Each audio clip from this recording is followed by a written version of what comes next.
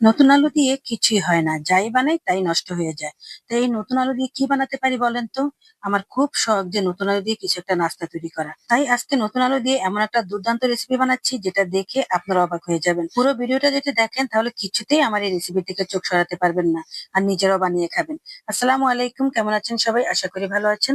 আলহামদুলিল্লাহ, আমিও ভালো আছি। প্রথমেই নিয়ে নিয়েছি এখানে বেশ খানিকটা ধনিয়া পাতা কুচি, তারপর দিয়ে দিলাম কাঁচামরিচ কুচি, তারপর দিয়ে দিলাম একটু রসুন বাটা, আর তারপর হলুদ গুঁড়া, মরিচ গুঁড়া, লবণ, আর গোটা জিরা, আর এখানে চাট মশলা, আর সাথে দিয়ে দিলাম একটু জিরা গুঁড়ো। বাস এখন সবগুলো উপকরণ একসাথে ভালো করে একটু মাখিয়ে নিচ্ছি। আলতো হাতেই মাখালেই হবে, বেশি জড়াজড়ি করতে হবে না। আর এদিকে আলুগুলো সিদ্ধ করে নিয়েছি, ছোট ছোট আলু। আর এগুলোকে এখন আমি পিস পিস করে কেটে নিচ্ছি। আমি কিন্তু এগুলোর বাকল একদমই ফেলে দেইনি। আর জানেনই তো নতুন আলুর বাকল খাওয়া কতটাই ভালো।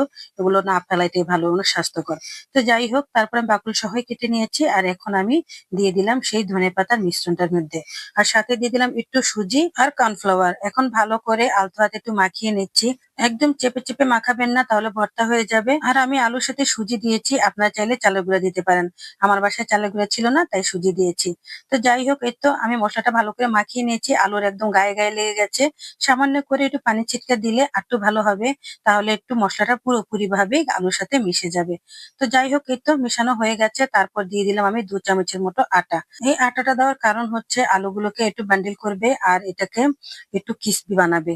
অনেকেই বলে যে নতুন আলু দিয়ে কোনো নাস্তা বানানো যায় না, নতুন আলু দিয়ে কিছুই হয় না। তাই আজকে আমি এমন একটা রেসিপি দেখাচ্ছি যেটা দেখলে আপনারা অবাক হয়ে যাবেন যে নতুন আলু দিয়ে এত মজার একটা নাস্তা বানানো যায়। তো এটা হচ্ছে আলুর টিকিয়া, নতুন আলুর টিকিয়া। এই নতুন আলুর টিকিয়া খেতে কিন্তু অনেক মজা। আমি এখানে প্রথমে একটা বাটি নিয়ে নিয়েছি। তো বাটিটা দিয়ে আমি প্রথমে বানিয়েছিলাম, তাতে মনে হয়েছে যে বেশি মোটা মোটা হয়ে গেছে। তারপর আমি বাটি দিয়ে ৩-৪টা বানিয়েছি।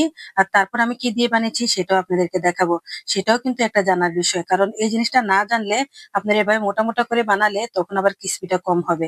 বিশ্বাস করবেন কিনা জানি না, আমি যাই কিছু আপনাদের সামনে তুলে ধরি, সবকিছুই আমি যাচাই বাছাই করে তারপরে আমি তুলে ধরি। আর যেটা আমার হয় সেটা আমি হয় বলি, আর যেটা হয় না সেটা হয় নাই বলি। আর সেটাও আপনাদের দেখিয়ে দিই যে কি কারণে হয়নি। তো যাই হোক, এখন আমি এই তো ৩ টা বানিয়ে নিয়েছি। তারপর দেখেন কি করলাম। এখন আমি একটা বড় ঢাকনা নিয়ে নিয়েছি, একটা চ্যাপ্টা টাইপসের ঢাকনা। আর ওই ঢাকনার ভিতরে দিয়ে আমি শেপটা দিয়ে দিচ্ছি। ঢাকনার ভিতরে আমি সামান্য করে একটু সয়াবিন তেল লাগিয়ে নিয়েছি। তারপর আমি আলুগুলো চেপে চেপে ভিতরে ঢুকিয়ে দিয়েছি। এখন আমি ঢাকনাটা উপর করলে সুন্দর মতো পড়ে যাবে। যেহেতু আমি তেল দিয়েছি, এটা আটকে থাকবে না। তো এইভাবে যদি আপনি বানাতে চান, অবশ্যই এরকম চ্যাপ্টা টাইপসের একটা ঢাকনা নিয়ে নিবেন। তাহলে অনেকটা ক্রিস্পি হবে, পাতলা পাতলা হবে, খেতেও ভালো লাগবে। আর শেপটা সুন্দর মতো আসবে। দেখেন কি সুন্দর গোলগাল শেপ এসেছে। আর এই নতুন আলুর ভাবটা দেখেন কত সুন্দর করে আটকে গেছে, দেখেছেন? এই নতুন আলুর টিকিয়া খেতে এত মজা হয়েছে, এটা আমি বলে বোঝাতে পারবো না। আমি নিজেও ভাবতে পারিনি যে এতটা ভালো হবে। তো যাই হোক, এই তো আমি লাল লাল করে ভেজে নিচ্ছি। চুলার আঁচটা মিডিয়াম সাইজে রাখবেন, তাহলে ভেতরটা আর কাঁচা থাকবে না। ভেতরটা সুন্দর মতো ক্রিস্পি হয়ে যাবে। আর উপরটাও খেতে মজা লাগবে। তো যাই হোক, এখন আমি এই তো লাল লাল করে ভেজে নিচ্ছি। আসলে এই পৃথিবীতে অসাধ্য বলতে কিছুই নেই। সবকিছু আপনার সাধ্যের ভেতরে যদি আপনি চেষ্টা করেন। চেষ্টা করলে সবকিছুই সম্ভব। তো যাই হোক, আমি এই নতুন আলু দিয়ে নতুন আলু টিকিয়া বানিয়ে দেখিয়ে দিলাম যে নতুন আলু দিয়ে কত সুন্দর একটা নাস্তা হয়, কত মজার একটা নাস্তা হয়, তাও আবার অল্প খরচে। একদমই অল্প উপকরণে এত মজার একটা নাস্তা। তো আপনারা যদি অবশ্য বাসায় বানিয়ে সবাই মিলে খান, তাহলে বুঝতে পারবেন বিকেলে স্ন্যাক হিসেবে এটা অনেকটাই জনপ্রিয়। খেতে কিন্তু অনেক মজা হবে।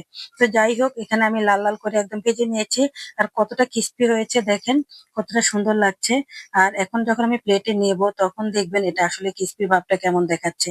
এই তো প্লেটে নিয়েছি, আর দেখেন প্লেট থেকে এটা সরে যাচ্ছে। মানে কতটা ক্রিস্পি হয়েছে, দেখেছেন? তো যাই হোক, এমন একটা নাস্তা খাবো অথচ বাসায় সস নেই। সস ছাড়া কি নাস্তা খাওয়া যাবে? কোনো চিন্তা নেই, আমি সসটাও বানিয়ে নিচ্ছি বাসার সবকিছু উপকরণ দিয়েই। তো এখানে আমি প্রথমে নিয়ে নিয়েছি ধনিয়া পাতা, তারপর নিয়ে দিলাম কাঁচামরিচ, তারপর সামান্য করে পানি দিয়েছি। আর এখানে দইটাকে ভালো করে ফেটিয়ে নিচ্ছি একটু চিনি দিয়ে। আর তারপর দিয়ে দিলাম সেই উপকরণটা।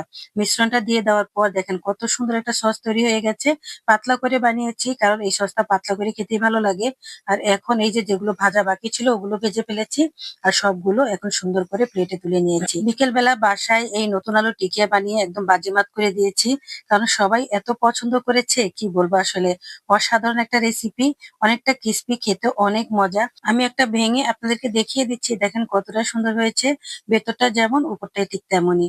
তো যাই হোক, আপনারাও বাসায় এভাবে নতুন আলু দিয়ে নতুন আলুর টিকিয়া বানিয়ে খাবেন। একদমই অল্প উপকরণ, যে উপকরণগুলো সবসময় রেগুলারলি আমাদের বাসায় থাকে। তো যাই হোক, এই তো নিয়ে নিলাম। আর এখন আমি এর উপরে একটু সস ঢেলে দিচ্ছি। এখন খেতে খেতে বিদায় বিদায় নিয়ে নিচ্ছি। আবার আসবো নতুন আরেকটি রেসিপি নিয়ে। সে পর্যন্ত সবাই পাশে থাকবেন। আল্লাহ হাফেজ।